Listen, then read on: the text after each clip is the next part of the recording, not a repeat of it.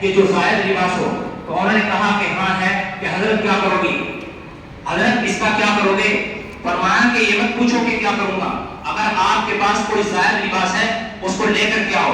وہ لے کر کے آ گئے کہ میں جمعے کا غسل کر کے آتا ہوں، یہ لباس میں پہننا چاہتا ہوں اور مجھ سے داڑھی چڑھانی نہیں آتی، میری داڑھی کو اس طریقے سے دونوں جانب چڑھائیں. دوسری چیز کہ میرے سے یہ مونچھیں چڑھانی نہیں آتی، میری مونچھوں کو بھی چڑھائیں. لوگ کہنے لگے، حضرت کے مرید یہ پٹھان کہنے لگے یہ سننے کی بات ہے، پورے واقعے کی جان ہے. حضرت نے کہا کہ اس لباس کا پہن کر کے کیا کرو گے آپ؟ حضرت کے مرید نے کہا کہ اس لباس کا پہن کر کے کیا کرو گے؟ یہ لباس تو عباسوں کا لباس ہے، یہ لباس تو گلی میں گھومنے والوں کا لباس ہے، یہ لباس تو ایسا ہے جو باہر بوڑھے لوگ بیٹھتے ہیں ان کا لباس ہے.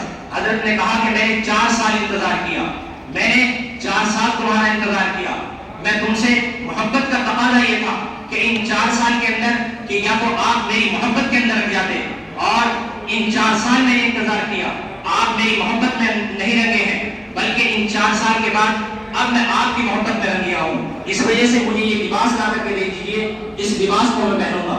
آج ہم جناب نبی کریم صلی اللہ علیہ وسلم کے امتی ہونے کا دعویٰ کرتے ہیں، آج ہم عاشق رسول ہونے کا دعویٰ کرتے ہیں، لیکن کیا ہمارا حلیہ جناب محمد رسول اللہ صلی اللہ علیہ وسلم کے حلیے کی طرح ہوا ہے؟ کیا ہمارا لباس جناب محمد رسول اللہ صلی اللہ علیہ وسلم کے لباس کی طرح ہے؟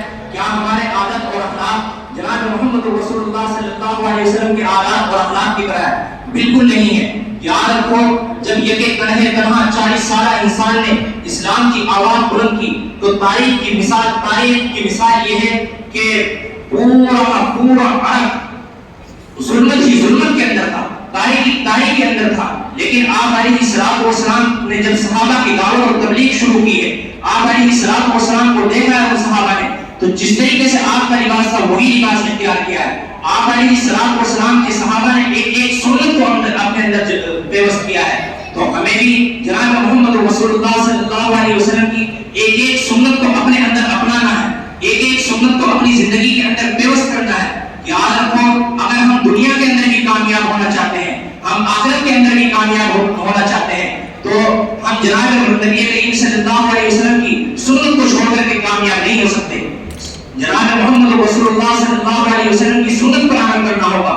ان صحابہ نے جب جناب نبی کریم صلی اللہ علیہ وسلم کی سنت پر عمل کیا ہے تو پوری دنیا پر حکومت کی ہے. آپ تاریخ کا مطالعہ کریں گے تو آپ کو علم ہو جائے گا کہ کس طریقے سے پوری دنیا پر حکومت کی ہے. لیکن حکومت تبھی کی ہے تب انہوں نے اللہ اور اللہ کے رسول سے محبت کی ہے اور عزت بھی ان کے اوپر آئی ہے. تو اس لیے ہمیں اور آپ کو چاہیے کہ ہم جناب نبی کریم صلی اللہ علیہ وسلم کے طور اور طور کو اپنائیں.